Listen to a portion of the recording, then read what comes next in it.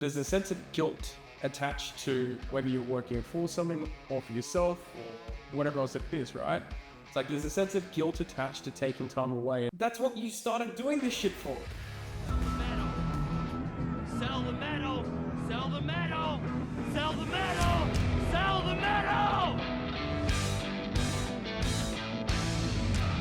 Hey guys, welcome to Never Settle Radio podcast. Chris Morrison, Chris Gofford here again today too. What we're going to be speaking about is solving the problem that we've had either team members or clients come up to us asking, hey, what does it look like when I'm making 20, 30, 40, 50, 100 grand a month or whatever else it is? Because I might be a bit stressed right now.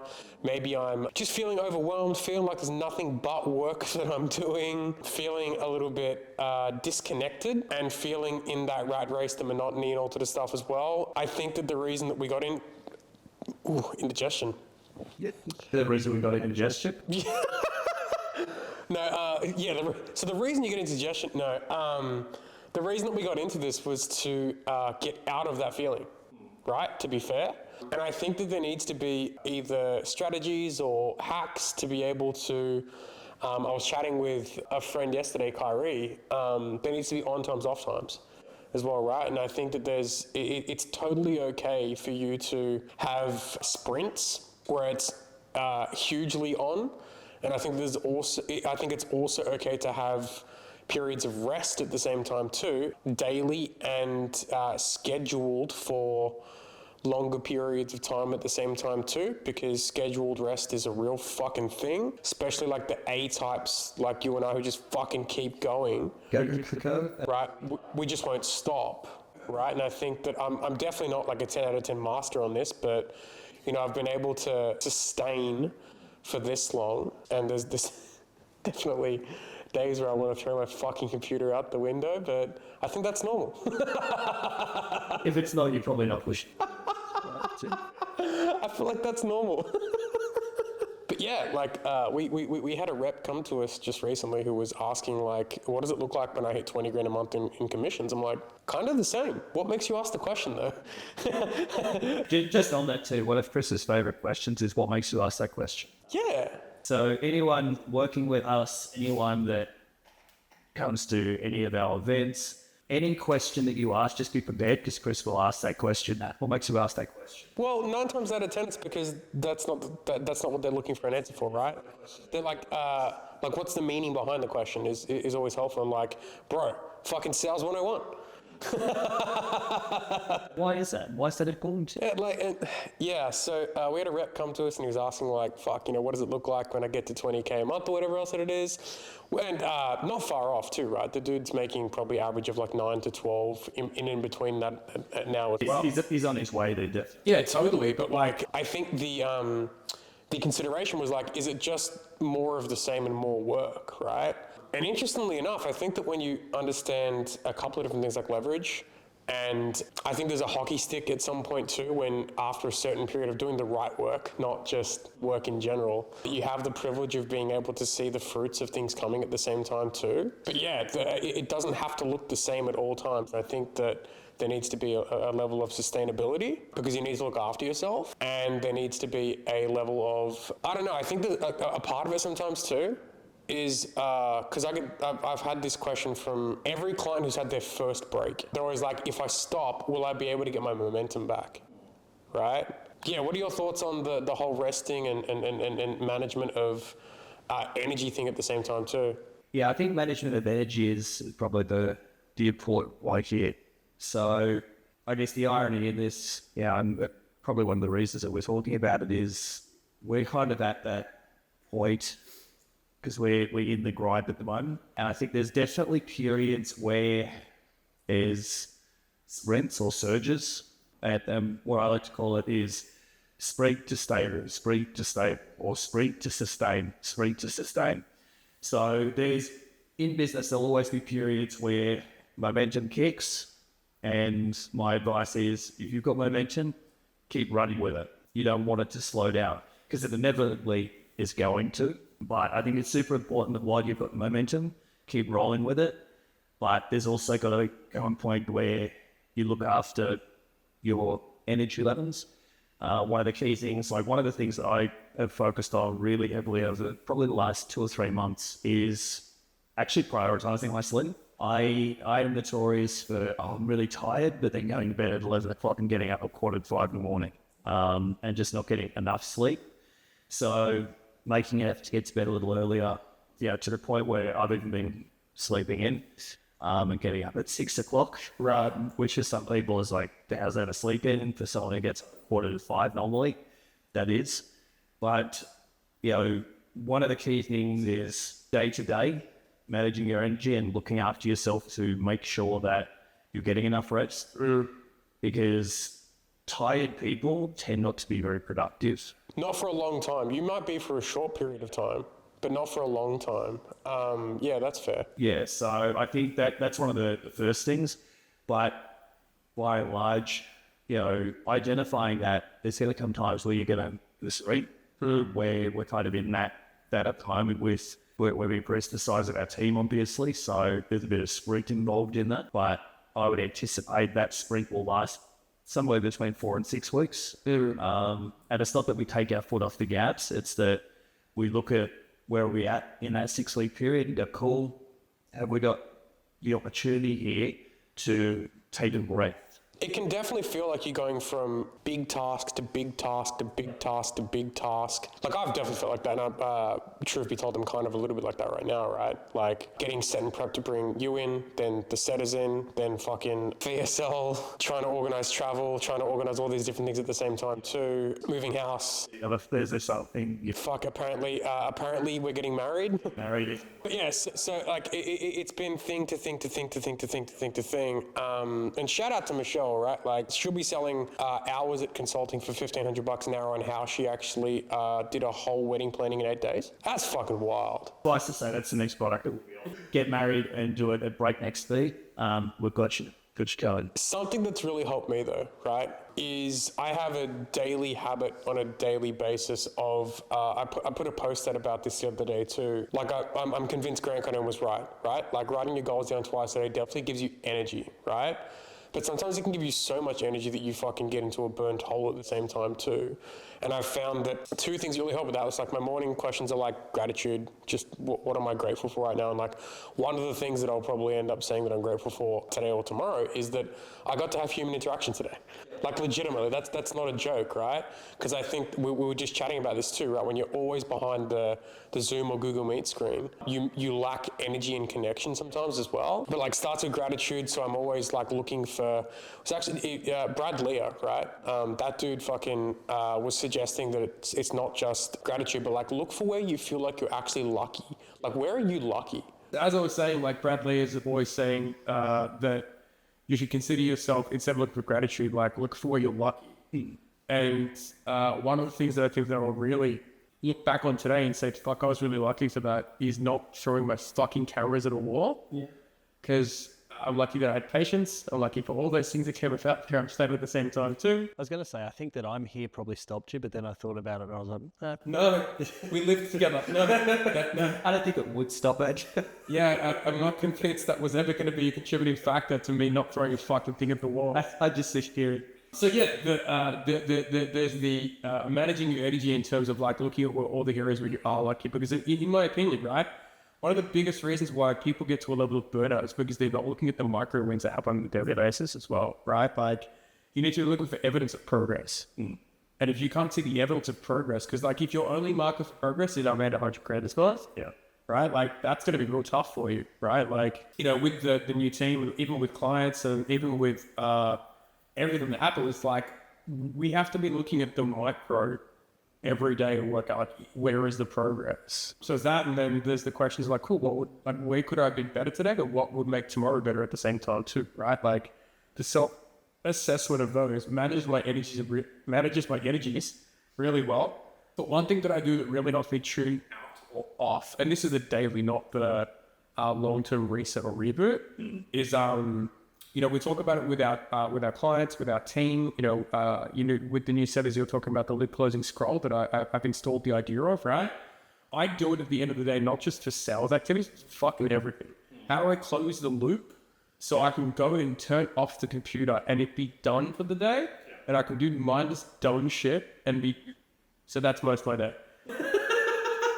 Glad you said it. But it's mindless dumb shit that's created based off I know I've achieved what was necessarily needed and done today, and I could look back, even if there wasn't a monumental fucking like wow factor for the day. It was like, where was the progress? Yeah. Right, where was it today? And I think that there's a lot of burnout that comes because people aren't looking at those micro progresses, and it also stops them from wanting to win or targets. Yeah, well, yeah, the macro comes from the micro. So, you know, if you're, and this was the conversation that I had with the boys today, and it kind of ties back to the previous podcast we did on KPIs. One of the conversations that I had with the setting team this morning was around OKRs and KPIs. So the OKRs being the objectives and key results, the big things, I guess. But the KPIs are the activities that are required to achieve the OKRs. So without those KPIs, it's really hard to achieve those OKRs. Try saying that a lot of times really fast. A lot of that really comes fast. So when you focus on the activities, right, you celebrate the fact that, you know, our team has a KPI of how much outreach they've got to do, how many conversations they have to engage in, how many triage offers, how many triage calls, so on and so forth. So those micro wins, they need to be celebrated. And that's why we obviously highlight them. Guys will send their end of day report. We'll congratulate them on, yes, you did all the activities. By the same token though, they've got to be always looking at the OKRs. And, you know, I shared my vision board with the team and showed them some of the stuff from my vision board last year, which was the car that I wanted to buy, which I ended up buying, my dog, which I now have. So those things, you know, albeit material stuff, they still represented to me, there was a level of work that went into achieving those things and being able to enjoy those things. So I celebrated the micro wins along the way, which then gave me the macro wins. So if your only metric is I did 100 grand this month, and you're not celebrating the daily things that you've got to do, it gets real fucking hard. I've spoken about this with Faris a lot, because we use it as a frame for clients, which is like, if I see a client, because like, so like, have you heard me talking about 2-goal theory? Yep. Okay, so for anyone who doesn't know what the 2-goal theory is, I don't think you should do anything without it leading toward something else. So as an example, if you're an operator or a business owner who does appointment setting, you should only be doing it with the intent of validating a process and using it to create a playbook of all the things that you would need to have to get an appointment set to come in and actually be able to follow your process that has proven evidence and stacked galore, so they can follow the playbook and run to the hills to help set appointments up for you, right? 2 goals. Goal number 1 is set appointments to set the thing up. Goal number 2 is to be able to have someone come in after you and do that at the same time as well, right? And I think that applies on a daily basis too, right? Where like, if you aren't looking at the fruits of what that might bring, the thing that I talk about with fast, like if I hear someone who's saying that they're like in a valley of some sort, right? It's because they can't see the light at the end of the tunnel, right? If they can't see the light at the end of the tunnel, which may just be, it's a reminder, a metaphor, whatever it might be.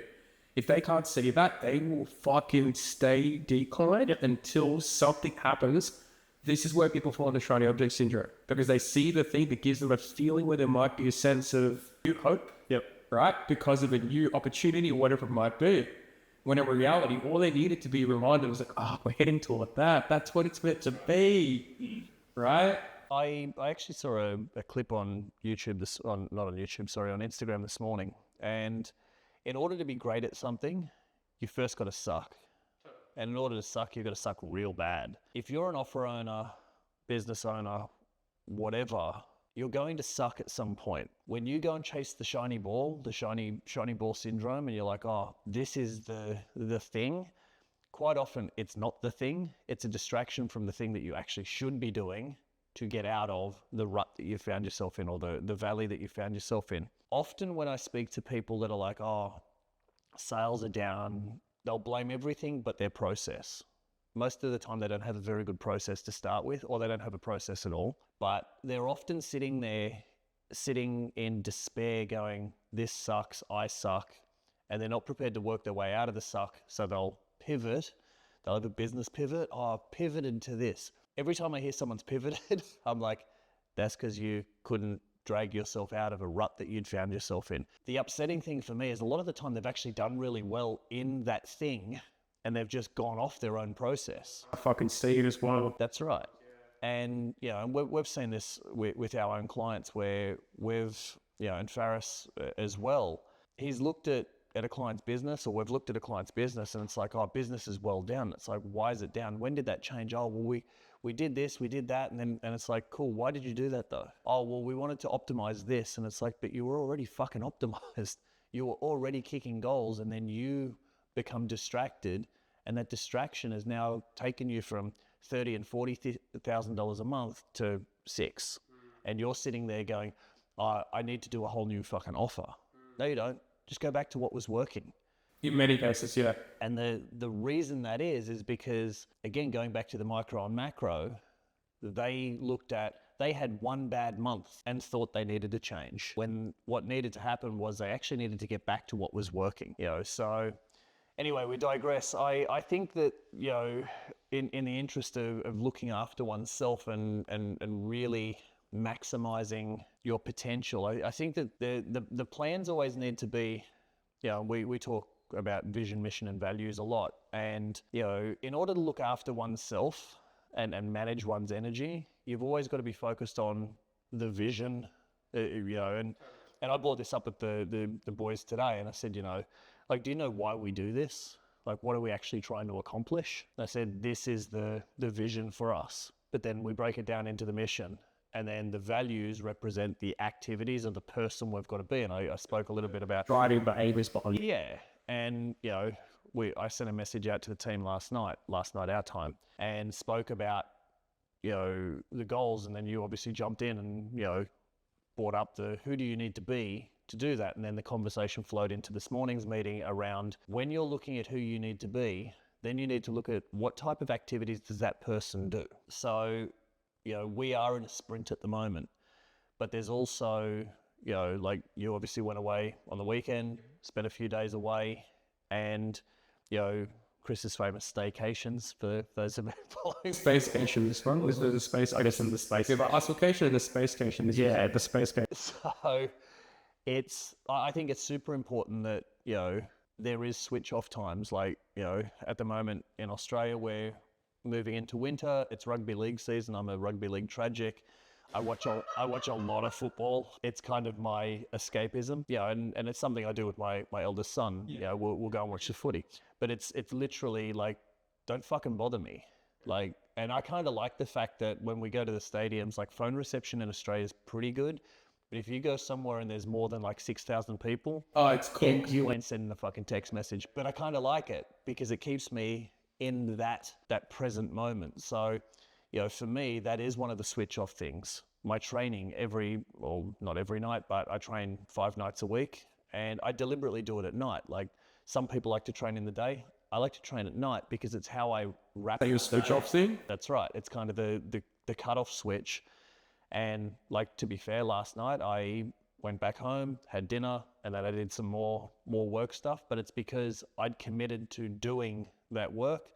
So there's also I made a commitment. And you made a public commitment to the rest of the team as well. That's exactly right. So it's my responsibility also to lead by example. But once I had done what I said I was going to do, I shut off and I watched Ghostbusters Afterlife. It's actually not a bad movie. I was quite surprised. But that was, again, my switch off. But I think, you know, when it comes to, and when we're talking about salespeople, we're actually talking about business owners. Every business owner is a fucking salesperson, whether they like it or not. If you've got no sales, you have no business. So when we're talking about this in the sales context, please, as business owners or offer owners, don't think that this doesn't apply to you. It absolutely applies to you. But it is imperative that you identify the times to sprint, but then when it comes to the stabilization period, what are you going to do to rest, recover, and go again? Yep.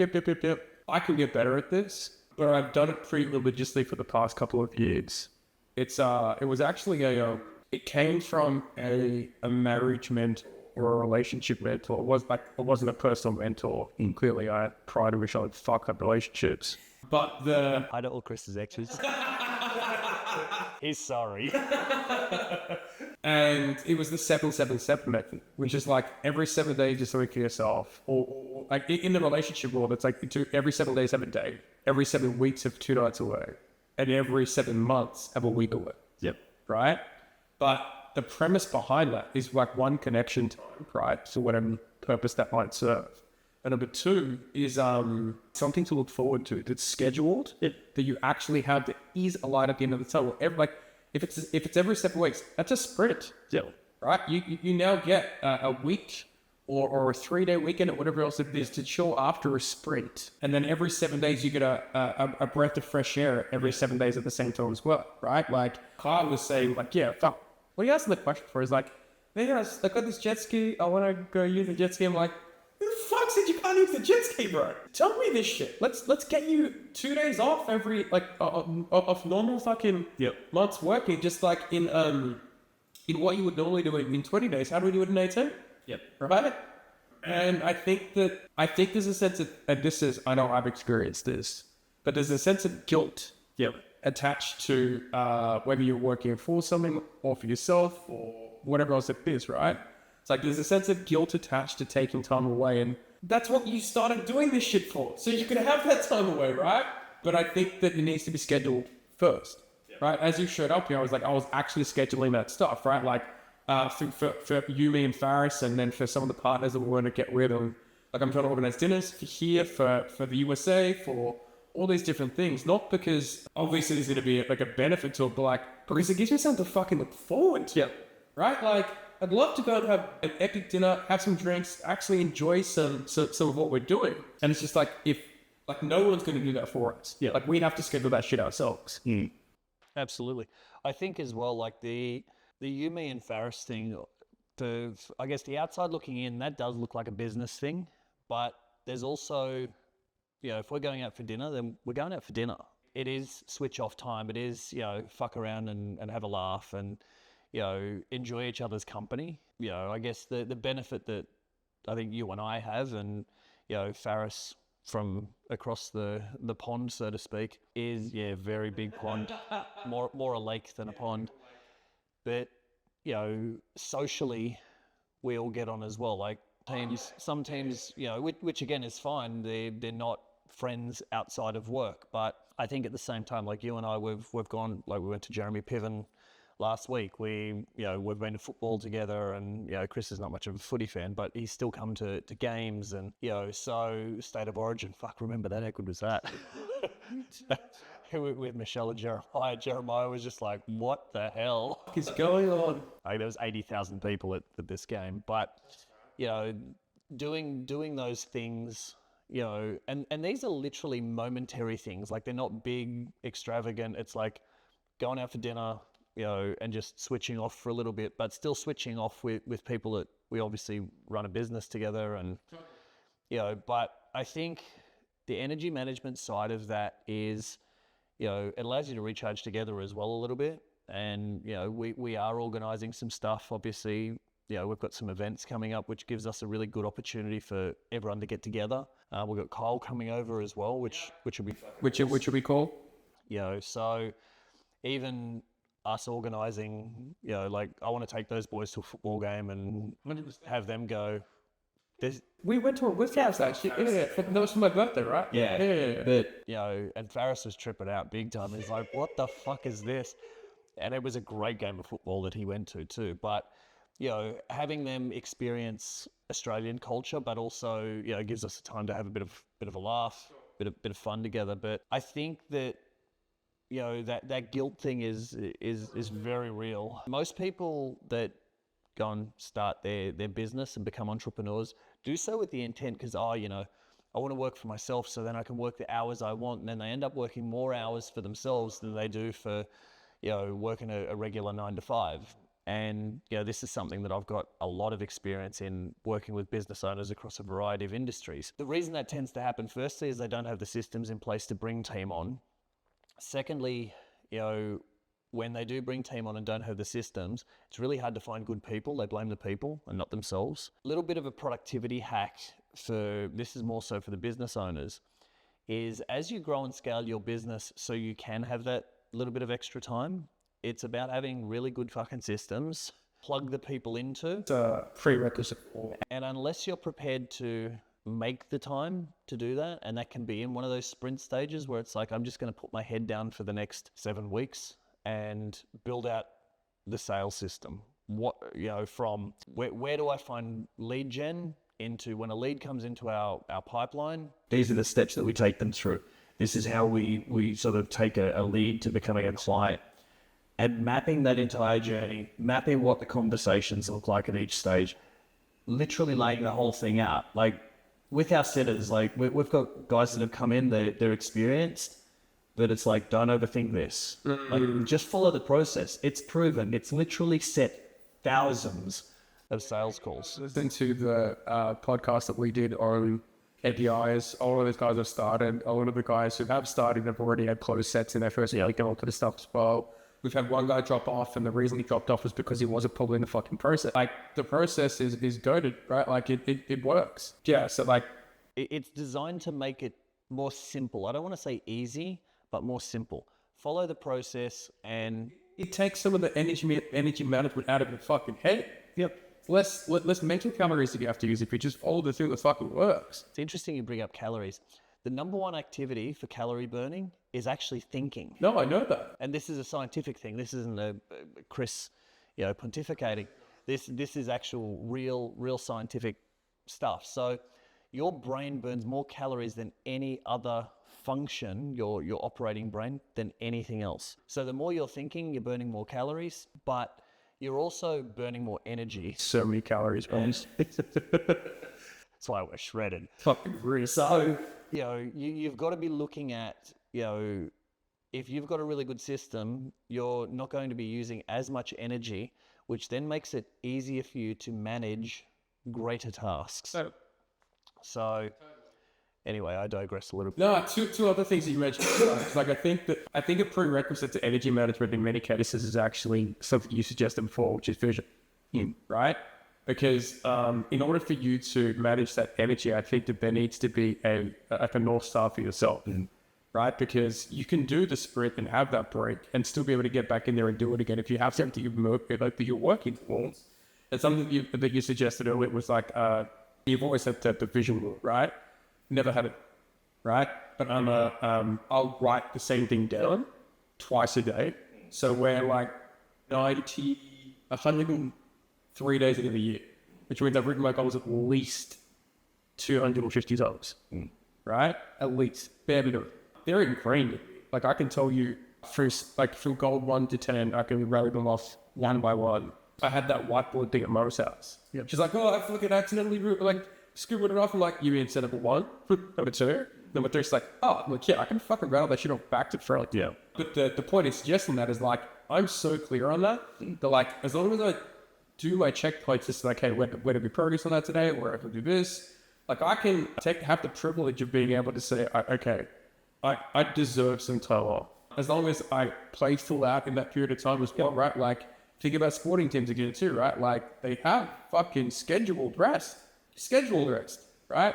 Michael Jordan was famous for, before a game, he would go and play a round of 18 holes of golf before every game. So, and because that was his downtime.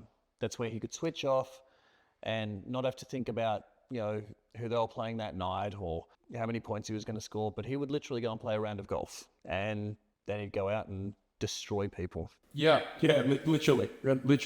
Including his own teammates. So I think like managing the burnout, it sort of comes down to like you have to have something to look forward to firstly, and you have to pre-schedule things that actually light you up. The other thing is having hard switch off times. They can be broken sometimes. Yeah. In seasons, they can be broken at the same time as well. Like I'm right. Like don't fucking stop what you're doing. Yeah.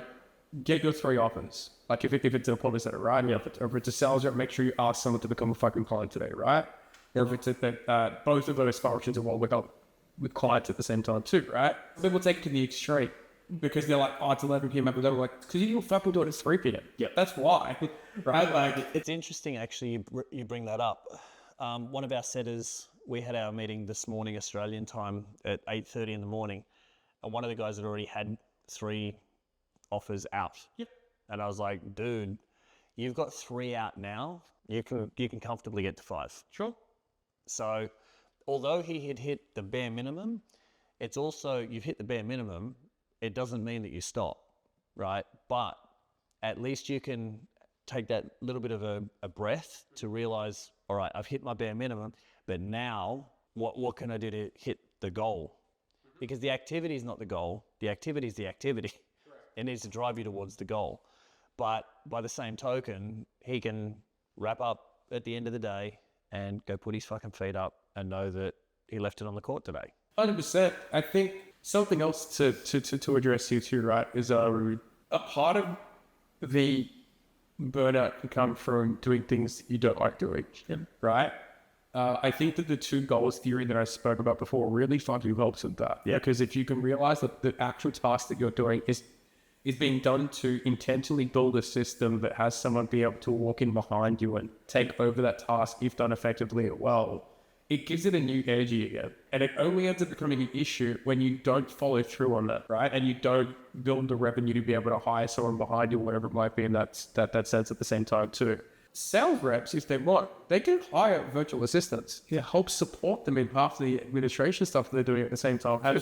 Like no one is saying that's off limits, right? You kind of half the admin shit you do on a daily basis. So that makes it more enjoyable because you always feel like you're progressing. If you think about the 2 goals theory in that context, you always feel like you're progressing. It's like I'm doing this and I know what it's getting me towards. Yeah. I'm able to I'm behaving myself out of a task long term, right?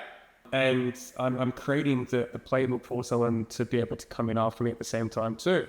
As a closer or a setter too, right? Like if you're a closer, documenting your setting process really well when you were a setter to actually be able to get the setters who are in your team after that to be able to help set you up for more closures is a beautiful fucking thing at the same time too, right? But something that I don't think we touched on that I thought would be really helpful here too is the you brought up that we talk about you being fast and might be business blah blah blah. My request to both of you guys for when I said hey we should do this is like I kind of just want to work people on Workload, right? I think that plays a huge contributing factor too, right? Like we fuck around, we If people heard our conversations on the phone, we call each other, I think most people would be horrified. Absolutely, but it's because there's I think there's a couple of heads to it, right? Like we genuinely get along, and I really enjoy your company. I don't get why, but I do. It took over 10 years to get there. It's really fucking idea. Taking a bit of work. There's a mutual respect of like we both know that the things would have happened that we throw down, but we also both know that on the other side of that. There's a level of trust that, like, I think that if I were to pull it through him, you'd be there. And if I think if you call it through him, then I'd fucking be there too, right? I'd have to double dial you, though, because you've got Do Not Disturb, so... Just double dial and there for that's a function that I think that many people may not consider sometimes too. Yeah. Where it's like, this is something you don't get when you do things by yourself as well, right? Like, I never wanted to do this alone, right? And I think that that's a... I know, it took 2 years for me to get here. I'm here, but I never wanted to do it alone, right? Like I always had the intent of wanting to build with the intent of doing cool things with great people, right? Some of the burnout sometimes can be doing cool things with the wrong people, right? Like that could suck you out. Oh, badly. It's like when you were growing up, you always had that friend that your parents were like, shouldn't hang out with him. Yeah, sometimes you were that. Sometimes you were that friend. When you hang around the wrong crowd, right? There's a lesson in this that our parents taught us, but didn't mean to teach it this way. Don't hang around the wrong crowd. The wrong crowd is as you grow up, is people that you don't have an alignment of values for a start. Yeah. I think that's a huge. Yeah, and I also think that people that your energies just don't match, like we're all different people. And we had this conversation actually, and I've had this conversation a few times with Chris about our team and how different everybody is. Yet, like Chris and I are probably, it's funny, like we're both extroverted introverts. Like when we're in our comfort zone, we're very extroverted, but we can also be very introverted. We need our fucking time out and our time alone. Is that ambivert? No, it's not. Ambivert, that's the actual definition of someone who's in between both, who can play both cards and feel very comfortable in both. It's an ambivert. So, but then you look at our team and we've got softly spoken people like Kyle. Kyle's got quite a softly spoken side, but He has some savage in him too. real fucking animal in him as well. But that also is a good thing in that there's a really good balance of energy. I think if you've got too many extroverts, nothing gets done because everyone's just talking over the top of each other. If you've got too many introverts, nobody's saying anything. So I think that we've got a really good balance of energy in the team, but there's a really good value alignment. Like, you know, and when we're hiring for people, one of the key things we talk about is the values. Like, if you're not aligned with this, then this ain't going to work. So I don't care how good you are at the thing.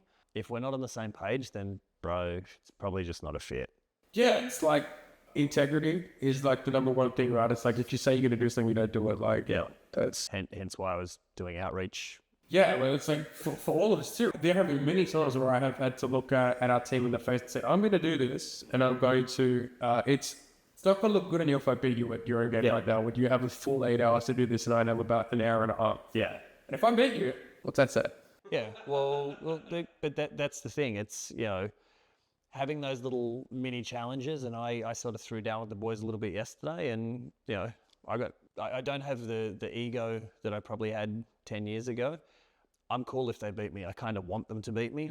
And if they don't, then I'm kind of like, well, as you said, I've got a lot less hours to do this. Like, I don't have just a single function. I've got other shit that needs to happen. And if I kick more goals than you, then you probably need to look at you and go, It's a problem. why is that? How did he get the same volume of outreach in a third of the time that I It had? may actually not be a problem. It may actually be an opportunity for them to learn out, because that's what was happening with me and with the team too, right? Like some of the old team that we had, I would have one 60-minute block and one 30-minute block to follow up later on. Yeah. So like I would have whatever activity that I would do, then a 30-minute block later on, have 4 things booked in that time in 90 minutes. Yeah. They're like, how the fuck didn't you do that? I'm like, I know what I'm looking for. Yeah. That's Yeah, there is a skill component to it, obviously. stop fucking with your energy, right? I think that the big thing here, like big takeaways are like always have something to look forward to, always have a loop closing to your day in some way, shape and form. Like make sure that you do have the ability to close a loop that you don't. So you're not fucking always on, if that makes sense. I think that doing things with the right people makes a huge fucking difference. Yeah. Huge difference. And the last of the 2 goals here for me was a huge. Was there anything else? Just on the always on thing, if you're always on in the business, which while you're in business mode, awesome. But if you're always on there, then you're going to be off in other areas of your life. So Fair. especially if you've got a family, if you're always on in business, then you're probably off for your family. And as a man who has been married and divorced, I can tell you now, that was it was contributed to the demise of my marriage. So I can speak from genuine experience because I was always on. It ended up resulting in a pretty bad situation. So make sure you got a hard stop to the day and then go be on for your family. And on your on times, hunt. Like whatever your tasks are, fucking be a savage about it. Don't fuck around. That's a contributing thing too, right? Absolutely. Anyway, guys, thank you. Thank you. The batteries die. Yeah, batteries dying, blah blah blah. Right, like if any of this resonates, reach out, let us know. If it will help you out to get your existing team performance reviewed or your existing sales process reviewed or whatever else that it is. Reach out. There'll be a link below to either meet us at the group or to actually click in to chat at the same time, or just reach out to me on Facebook. We're happy to chat with you guys there too. Other than that, guys, thanks for listening to our absolutely fucking chaotic 6-camera breakdown fucking mental issue of a podcast episode today. They've got more cameras than Spielberg and only one's working now. Let's just hope that any of the audio work. Peace.